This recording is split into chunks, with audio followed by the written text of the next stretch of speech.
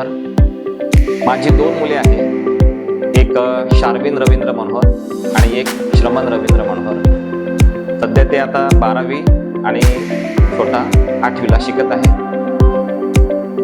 स्कूलमध्ये जरा त्यांचं ते ॲव्हरेजमध्ये होते.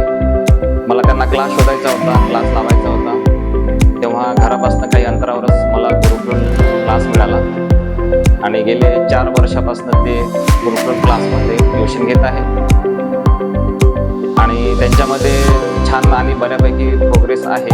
स्कूलमध्ये ॲव्हरेज मार्क्स त्यांचे यायचे, पण क्लासमुळे त्यांच्यामध्ये थोडंसा बऱ्यापैकी चांगलं प्रोग्रेस झालेली आहे.